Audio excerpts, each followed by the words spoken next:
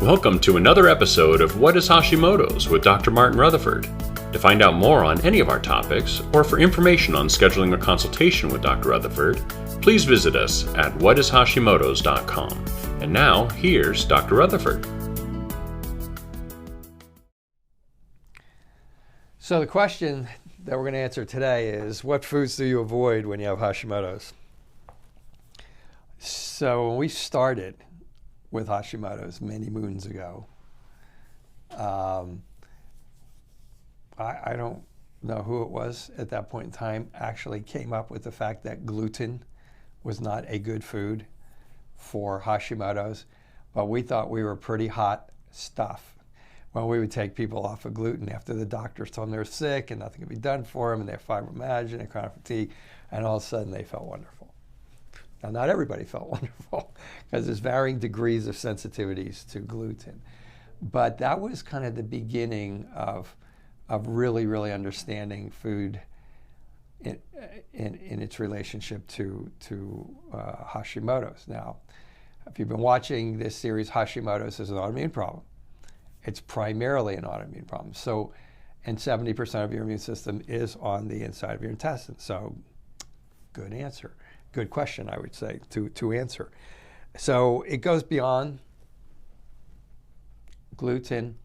I have friends in the field, colleagues in the field, and they do what our second evolution of food that was bad for Hashimoto's was back then. And that was, we would just write on a piece of paper, gluten, casein, soy, corn, and eggs, and we would hand it to the patient and say, don't eat those for the next 3 months. That was an evolution. Those are considered high allergic foods that, and most of you probably know that. Those are some of the most high allergy foods that are out there.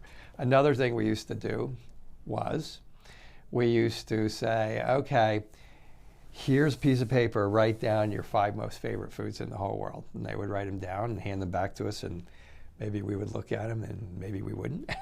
Turn around and hand it back and say, okay, don't eat those foods. Because the understanding was that your favorite foods are the foods you eat the most frequently, and that you had the most likely chance of developing food sensitivities to those. So what I'm trying to say is there's not one food. I have another colleague who's a fairly well-known neurologist in the field of neuroinflammology, and he does a lot of consulting on it. He just takes people off of gluten and milk products. That's not enough for a lot of you, for sure. So there's not an exact answer to that. The answer is it's all about food allergies and food sensitivities and which ones are the ones for you. Okay, people do different diets. They do the autoimmune paleo diet, but even the autoimmune paleo diet, there could be foods on there that you're going to be sensitive to. And so with those types of people, we do an allergy elimination diet, and you got to find out what people's food sensitivities are, and it varies from person to person. You might do the keto diet, and you know, that might make you feel better because you're not eating a lot of vegetables, and the vegetables might be something where they bloat you up. If they bloat you up, it's because you have small intestinal bacterial overgrowth, probably. So you can't eat those foods because those foods will flare you up, and then that in turn will flare up your immune system, and that in turn will flare up your thyroid. If you have leaky gut, you might have sensitivity to a lot of foods. And so you have to fix that and not eat any of those foods because they flare up your thyroid. You have to fix the leaky gut. And if you're unfortunate enough to have mucosal intolerances, where I just read one that not 2 hours ago of a person who's wanting to be evaluated here. I mean, this person can't eat anything. Hasn't been able to eat anything since they were like 1979. And they're actually doing food transfusions, literally not food transfusions, but nutrient transfusions because they can't eat very many foods. That's severe oral mucosal intolerance. But what few foods, but she can't eat any. Every time she eats one of those foods, it flares up a sensitivity, which in turn will flare up and her Hashimoto's, which I happen to think that she has, based on reading her history and her assessment forms. So it's about what foods are you allergic to and what foods are you sensitive to. It's not about the lectins. It might be for certain people because maybe their food sensitivity is lectins. It's not particularly exactly about the nightshades, but it might be for some people because they might be sensitive to the nightshades. I had somebody in here the other day that went through thought he was telling me something new, and he said, "I'm allergic to broccoli and asparagus. Can you believe that?" No, and I want to go, well, yeah, because I've only heard it like 500 times. So that's really the essence of what foods do you. It's more about what foods do you not eat for Hashimoto's. And it's really different for everybody. And you'll hear me say this every time I talk about the subject. It's the hardest thing to figure out, because food allergies are easy. You eat the food, all of a sudden your heart's palpitating, you get a rash, you get brain fog, your head's ready to explode. That set off your Hashimoto's. But food sensitivities, are different. They might not. You might eat the broccoli on a Tuesday at 5 o'clock, and it might not cause your brain to blow up or your heart to start palpitating until Thursday night or Friday morning.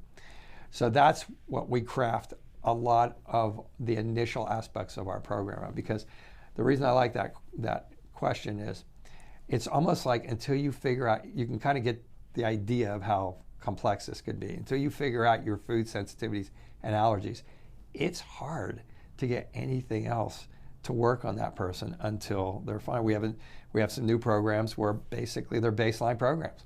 We're pretty much testing food sensitivities, nutrient deficiencies, and toxicities, because they are the core. They are a big core in creating massive inflammatory responses.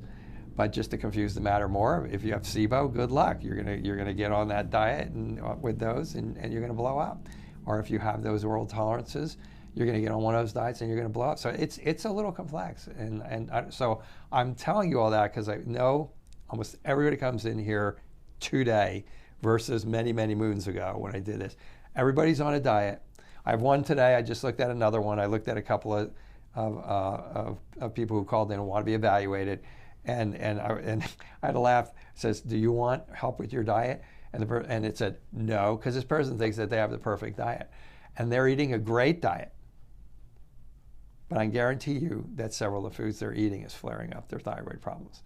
So I kind of laughed, and they always are like, yeah, I'll do it, if it feels like something we need to do. So yeah, food sensitivities, food allergies, small intestinal bacterial overgrowth, oral intolerances. These are the things that will dictate what foods you should and should not eat. Is there a food to eat for Hashimoto's? No. No, there's no good foods to eat for Hashimoto's. There's a lot of good foods to not eat because you have Hashimoto's. So I think that answers it maybe a little bit more thoroughly than you wanted it, but it's really an important subject that I cannot even begin to stress how important and how paramount that is to the hierarchy of how you attack an immune response against Hashimoto's. So see you tomorrow with another hopefully interesting tidbit on Hashimoto's. Thank you for joining us for another episode of What is Hashimoto's? To find out more on any of our topics, or for information on scheduling a consultation with Dr. Rutherford, please visit us at whatishashimotos.com.